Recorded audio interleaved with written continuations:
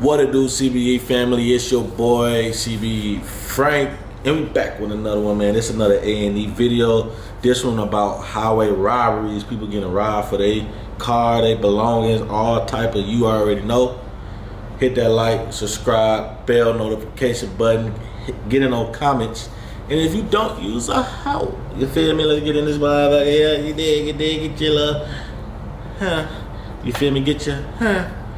You know what I'm saying? Light up, you know? Let's get into it. It's 2 a.m. in Shreveport, Louisiana. And Michael Davis is washing his car at a local car wash, while his brother Millard, a disabled veteran, sits in the passenger seat. And while washing your car might seem like a relatively relaxing late night activity, never did nothing the for you. situation is about to become potentially deadly.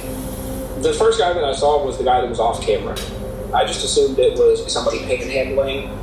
I turned to him and I said, "I'm sorry, I don't have any money or anything."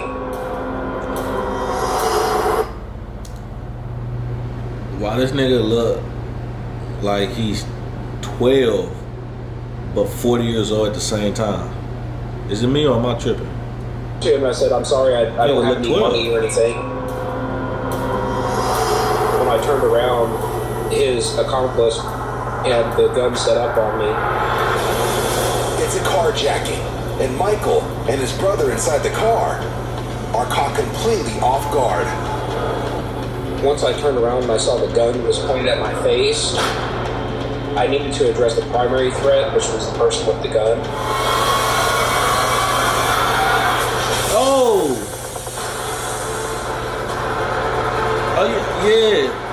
yeah, Michael.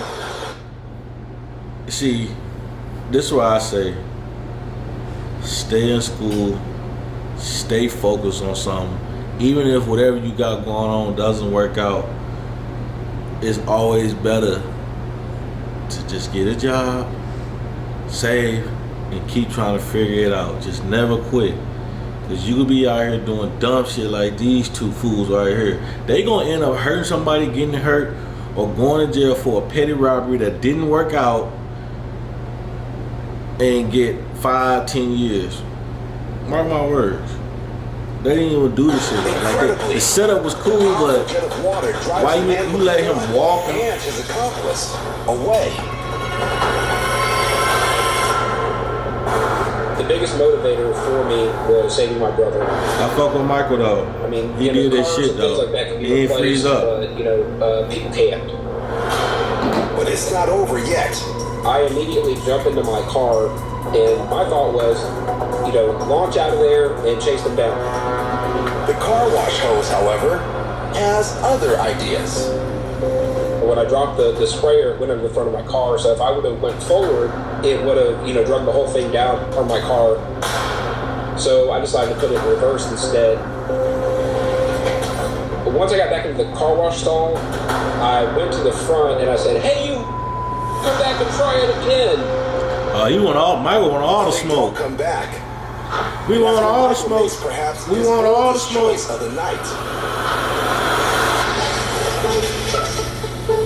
The police were on the way, and I figured while I'm waiting for the police, I might as well go ahead and just finish rinsing my car. Oh, Michael gangster.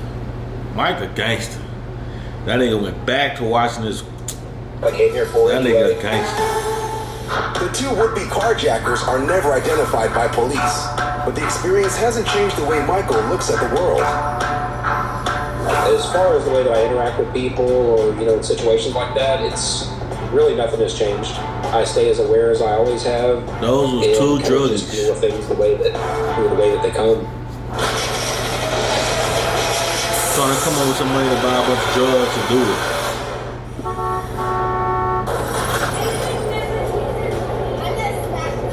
Oh shit. An argument is heating up between two women in a bar parking lot. I want you right there. Get me. Oh, so my money's just gone? This woman is accusing the driver of taking her money while they were both inside the bar. The driver denies taking anything, but her accuser is unconvinced. Unless they friends and they been knowing each other for a minute or something like that, if they completely strangers, old girl in a red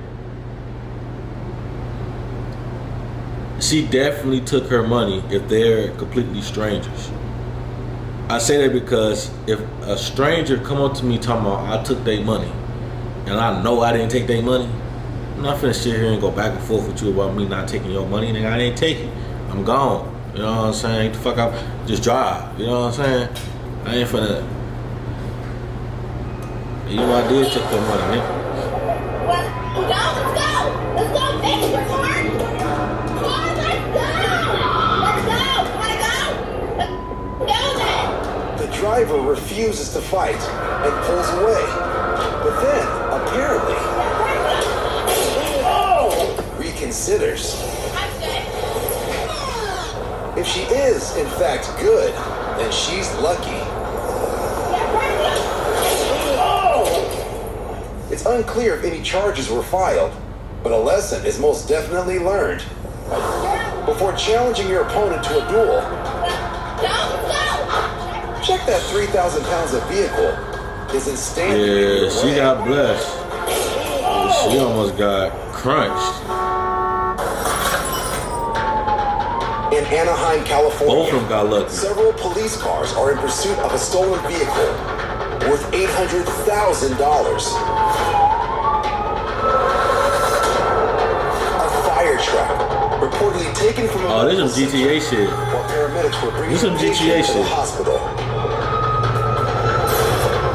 Though the reason the vehicle was stolen is unclear, the driver has been reportedly running from the law at speeds of no more than 40 miles per hour for over an hour, with no sign of stopping.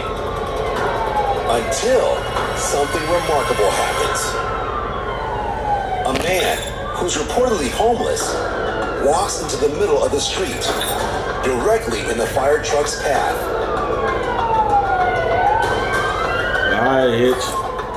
And They ain't refuses to finna- let the driver go any further. They ain't finna pay you no money for this. I bet he don't get no money for this. Now, as both men stare directly at each other, the police face a new problem. Because this David and Goliath face-off could cost the man blocking the fire engine his life. And then, incredibly, appears to drive the fire truck backwards. You could have swerved. You could have swerved around, dude, before you slowed down. Why you even slow Moments down? later, the driver and the man in the street, once again, come to a stop.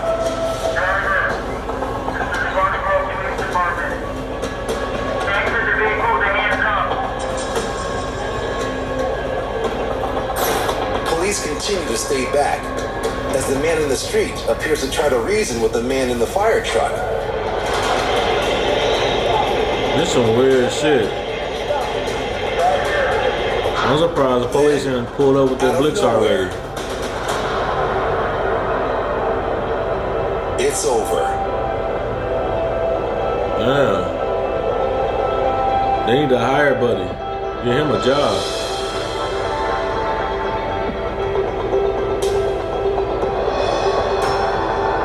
Disaster averted.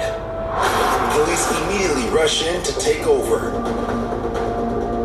The driver is charged with theft of an emergency vehicle, felony reckless evading, and hit and run. And thanks to Richard Lynn, I wonder how many years he the man got. who risked his life to bring the situation to an end, a potentially tragic outcome Got is avoided. nothing.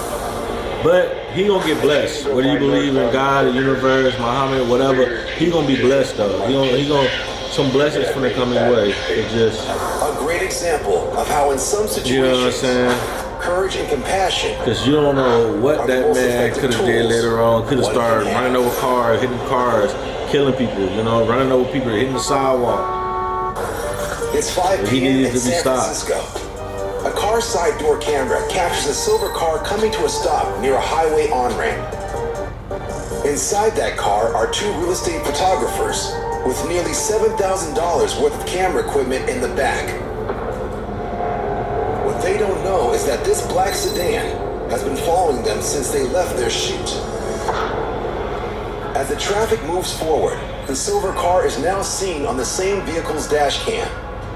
And the black sedan once again pulls up close to its rear. The driver... See, you gotta be noticing shit like that. You should always supposed to be in your rear view mirror, like peeping. Like, if you notice the same car for too long, especially after you on the street and you took a couple of lefts or a couple of rights, and the same car is still behind you, they at least 2 to 3 car lengths behind you, if not right behind you.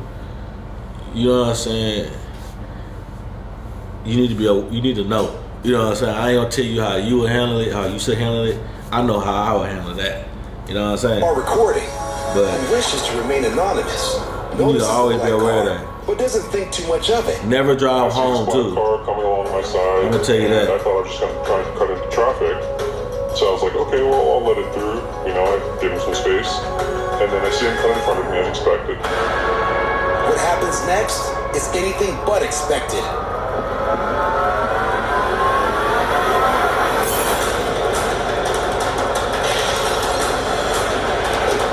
Damn. A man in a hooded sweatshirt gets out of the black car, punches through the rear window of the silver car. Bloop, bloop, bloop, bloop, bloop. Nah, for real. But then, hey, they done did this before. This wasn't their first time. He came through, cracked it, had something in his hand to go through, because breaking through a car windshield, window, whatever, it's not hard, but it ain't easy. If you just got your bare hands, it ain't that easy, especially the back and the front windshield. So he had to have something like that. Went right through there, make sure he was covered up, so none of that shit cut him. Grab what he got. They've been watching it for a minute. He grabs a bag full of camera equipment. And it took a long time to get out. It was actually dead silent. The only thing you could hear was the glass breaking. Nobody screamed, nobody said a word. And then I see him take the bag, and I'm shocked. And then I see him speed off. Think how many times these kids did this shit and it wasn't caught on camera. You know what I'm saying? The photographers, Ben Bargabani and his wife, are also shocked and very confused. They up 17K. At least 12. You know what I'm saying? And the first thing that came in my mind at least 12. Someone rear-ended our car. But I looked back and I saw a hand trying to steal my camera bag. Trying to, he did steal it. It might have been a one-man mission, because dude that did it is the driver. This was a one-man mission. My bad. How many times he done did this? You know, from which direction they escaped. I was 50-50 on stomping my accelerator and chasing the black conduit, or I thought to myself, well, they might be armed. This seems kind of like a dumb idea, and my life is exciting enough, so I chose not to follow. The fact that he talking about he don't even know which way they escape is crazy. Like, that's what I'm saying. You got to be aware in traffic. You can't be just sitting here in your own world and just not paying attention. Even if you got a lot on your mind, you gotta always be just paying attention, because you never know. It could be somebody coming up fast behind you, out of control, and you might need to get out their way. And just like we see in these roadways, and these people be high and all that, they might be going and won't stop. You know what I'm saying? And you could have got out the way and saved yourself from him hitting you, or whatever the case. You gotta just be aware of what's behind you, on the side of you, and what's in front of you. You see what I'm saying? Like, some of y'all might not be able to text and do that. And if you can't do that, don't do that. Some of y'all might not be able to get high and drive. You might have to just only get high when you know you ain't driving no more for the day, or you in for the day. You see what I'm saying? Because your safety is important to me. You feel me? We family. You know what I'm saying? And since we family, go ahead and like go ahead and like this video, hit that subscribe button, and hit that bell notification button, getting them comments. If you don't use it,